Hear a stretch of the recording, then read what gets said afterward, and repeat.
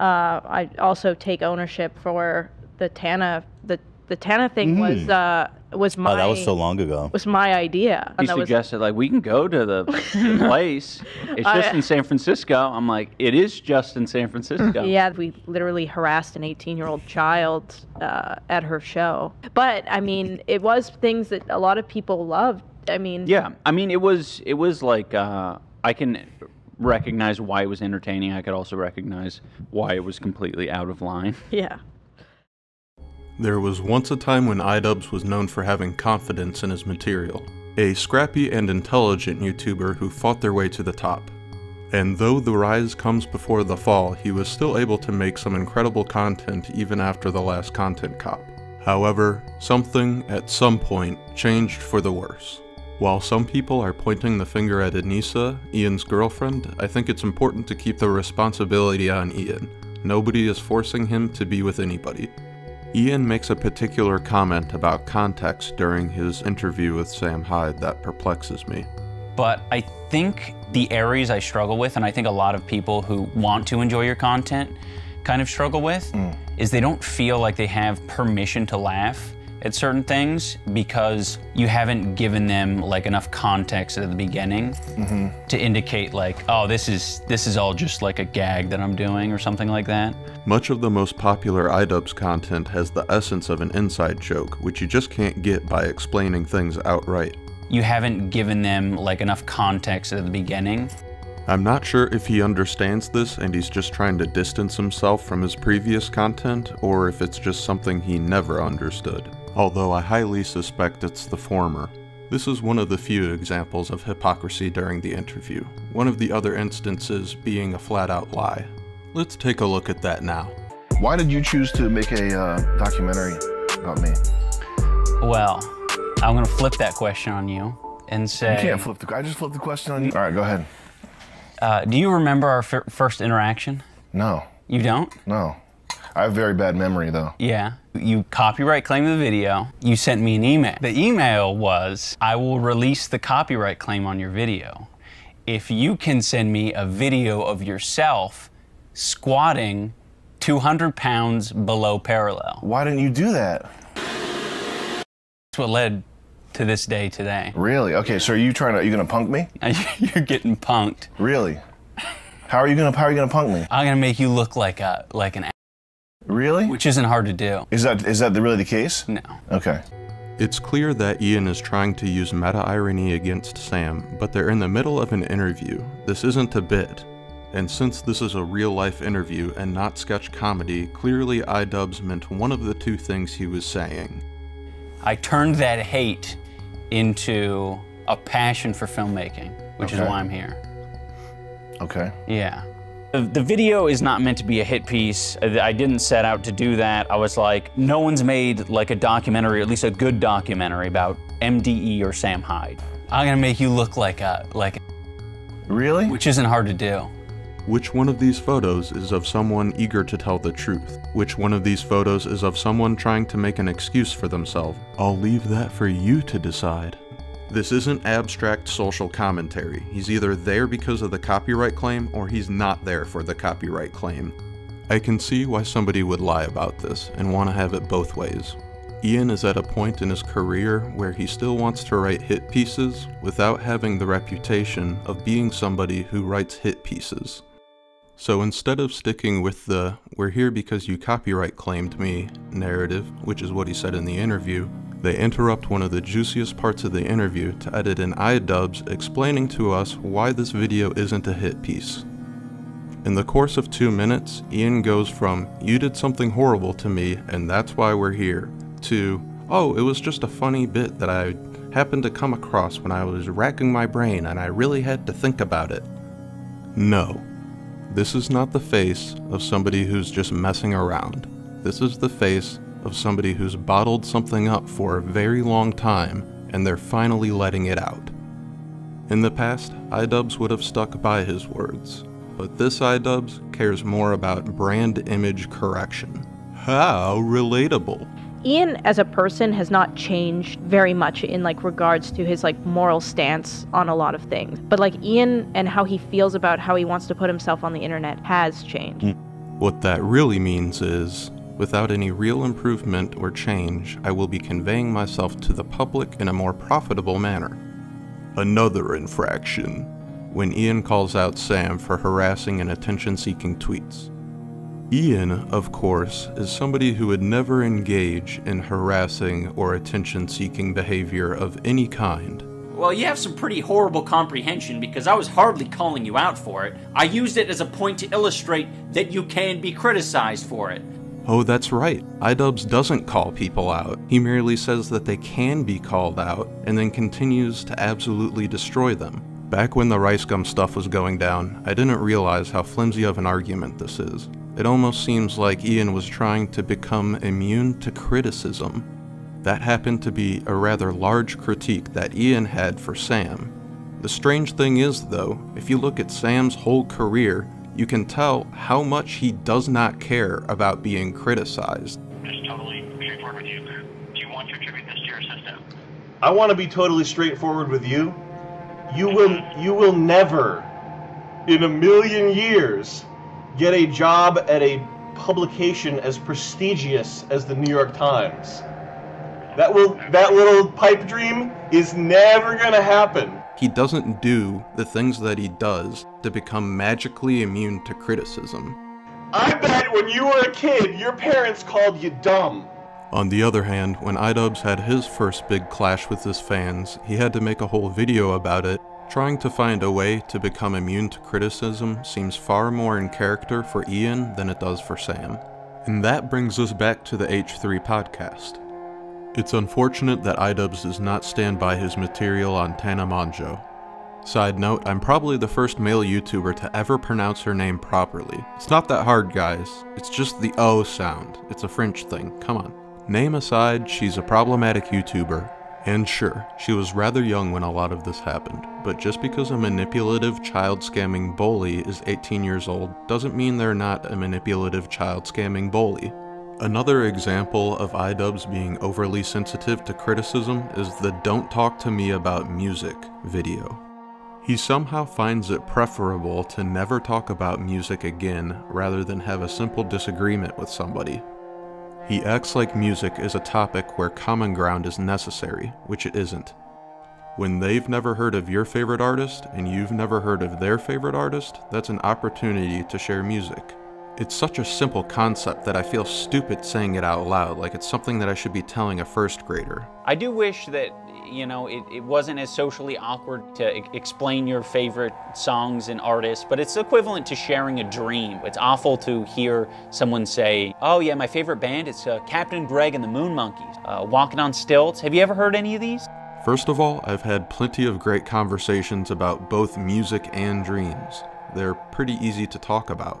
This comparison is awful. You couldn't get two concepts that are more different if you tried. Plus, they're both great conversation pieces. Second of all, I most definitely want to hear about Captain Greg and the Moon Monkeys. Of course, Ian didn't recognize the cultural importance of Walking on Stilts. If you don't have the patience to hear about Captain Greg and the Moon Monkeys, that's on you. Get out your thinking caps, cause it's time to talk about irony. Prior to this documentary coming out, I haven't really given irony all that much thought. I did rather enjoy Ian's segment on irony, although after mulling it over and watching Woolly One's video, I now have my own opinions about irony. While I do like Ian's circular representation, I do think the model can be improved. Here's Ian's model. This is Woolly One's model. And this is Woolly One's comparison of the two. The biggest discrepancy being the lack of new sincerity in Ian's model. If you're not familiar with new sincerity, then here's an example. Warning, this example contains talk of musical opinion. If this offends you, get your pacifier ready. When Limp Bizkit first got big, they were generally adored. However, the image and direction of the band made it clear that Limp Bizkit's cool factor had a shelf life. Not after long, it was all too common to make fun of Limp Bizkit sincerely. Imagine you're talking to two of your friends and you say, "Hey, what happened to Limp Bizkit? They fell off fast." One of your friends reply, "What are you talking about? Clearly Limp Bizkit is the best band ever." From the tone and context, it's obvious this person is being ironic. But then your other friend says, I don't know, man. Limp Bizkit's got some pretty good deep cuts. By this point, you're not sure if your second friend is joking or if they're actually being serious. Your friend has made these kinds of jokes in the past, but they seem genuinely familiar with Limp Bizkit's work. When you get home, you realize you haven't listened to Limp Bizkit in years. Plus, you've only heard songs off their most popular album. Between your curiosity, nostalgia, and open-mindedness, you actually find yourself liking it quite a bit. Your enjoyment is sincere. Thus, we find ourselves at new sincerity. I would take all of this with a grain of salt, though, as none of it is set in stone. With that being said, let's look at my 100% perfectly accurate model. There are two main additions here. First of all, I do believe that anything can fall into obscurity at just about any time. Second of all, I believe that ambivalence is the ultimate conclusion to irony. The definition of ambivalence is the state of having mixed feelings or contradictory ideas about something or someone. Let's look back at the Limp Bizkit example. After New Sincerity, you may look further into their library of music. However, you start to realize Limp Bizkit's discography is more of a mixed bag than you were expecting. Furthermore, you check out Fred Durst's movie, The Fanatic, and rightfully so, you have no idea how to feel about it. Your thoughts and opinions on Limp Bizkit quickly become more enigmatic and complicated. Is there anybody here who thinks that I would be safe sitting in that chair or that chair? We have reached ambivalence. Somehow, Limp Bizkit has avoided drifting into obscurity. It's not quite a household name, but it's just about as close as you can get. I'm sure that the fans and the haters make up a good chunk of those people, but I'm willing to bet that a majority of people have mixed feelings about Limp Bizkit. Now, since we have an understanding of irony, let's take a look at Ian's most recent video, Why I Hate the Thing I'm Currently Trying to Profit Off of. I'm aware it's a charity event, which is a good long-term business plan. They've made it clear this is something they want to continue to do in the future, so it will need to be profitable in order to be sustainable. We're trying to get professional boxing coaches. We're trying to give them ample time to prepare. It's a serious thing. It is a complete lifestyle change. Everyone who has gotten involved in our card can vouch for that. You guys will see how serious everyone's taking it. We're not messing around. It's a complete lifestyle change. I have to put my whole YouTube on hold basically to do it full time. I have a completely newfound respect for it. That's all understandable, but why does he already hate the community before his first event has even begun? Jake Paul events, it's kind of like, yeah, he can box now. Like, it's no longer a mystery. He's becoming closer to a professional boxer than he is an influencer boxer, which just kind of defeats the purpose of it. I must point out that at this point, Ian has not participated in or hosted any kind of boxing event. He's currently in training, but his boxing prowess is largely unknown. That alone isn't a problem, but it makes some of the statements made in this video seem far over the top. Even in the thumbnail, he can't control his need to mock 3 other people who have been doing this for longer than he has. And you did call out Keemstar a lot. What the? Did you edit? You Olded them all. That's Fat Logan Paul, Fat Austin McBroom. And jacked handsome Ian. Yeah, beautiful. I've always had like a medium level interest in influencer boxing. A medium level of interest. Is that why you decided to get into the business in the first place, to host entire events with whole cards and all the bells and whistles? To go on to make statements like, we need to make sure this first one goes rather smoothly so we can continue to milk it for as long as possible. For my event, I've been working way too hard on this to get someone like Sam Hyde on the card. It's our first event. Like, we need the most predictable people, like people that we know and have done a lot of stuff with before. That was caused by a medium level of interest? No, it was caused out of spite of Rice Gum pulling out. The boxing promoter and I reach out to Rice Gum. He ghosts the boxing promoter repeatedly. He ghosts me repeatedly, and he says, "Oh, my neck is sore." And that's when I realized Ian's entire career has been out of spite. That hasn't really been an issue for him up until now, when he's trying to have an oddly clean boxing card. Betting on the idea that this audience is actually much bigger than the audience that wants a Jerry Springer direction. Which is trashy and lame and pathetic and like he's a loser and This is how unaware call-out culture has become. He's participating in the drama and he doesn't even realize it. You guys might be wondering, who's the type of person who is sold on this type of weird Keemstar. Perhaps he realized all YouTube careers have a shelf life and that he had to move on. But the way he's going about it feels so jarring. It feels like a cash grab. A minute and a half in and he's already talking smack about Jake Paul. Ian makes this really bizarre point about Jake Paul, that for some reason his 3.5 years experience of boxing makes him less entertaining as a boxer. He then compares the situation to Floyd Mayweather. When Floyd goes into the ring for the 50th time, you're like, yeah, I kind of have an idea of how this is going to play out. Yeah, Floyd Mayweather's biggest flaw is that he just won too much.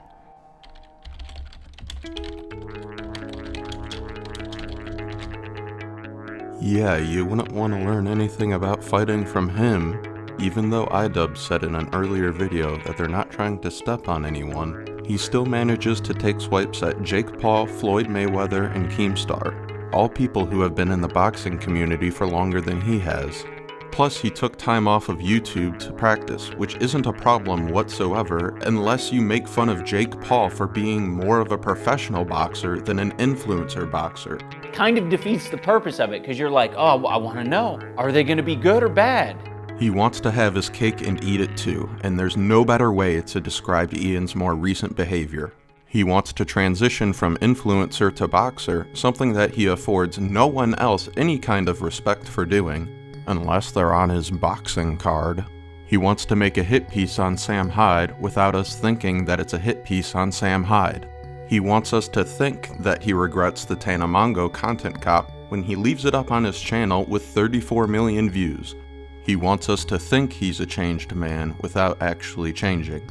He says they're not obsessed with forcing drama on people when that's been most of his career, including up until recently. You know, well, and he can only, the only women will be with him are like 18 because they don't have enough life experience, stuff like that. And then you're like, well, Arvin is actually super professional. It's funny that they bring Keemstar up like that, because at this point, I honestly think that Keemstar is the more honest individual. Side note, it's probably not a good idea to have Ethan Klein speak for you. You as in anybody, not just iDubbbz. Apparently Keemstar runs Happy Punch, and the latest from them is he got off the phone with Boogie2988 and he's serious about boxing Sam Hyde. Alright, that's pretty wild. I would love to see that. Meanwhile, iDubbbz doesn't seem to understand the importance of beef, drama, narrative, or stakes. I think he enjoys an element of boxing that I don't really enjoy. He's just like very Drama forward. He likes the drama, and he obviously makes money from the drama, so I understand why he's a little bit biased toward it. Well, that was certainly something. I want to thank the best subscriber squad in the entire world, and I was gonna go longer here, but I feel like we've got things pretty well wrapped up right now, so I feel yeah, good.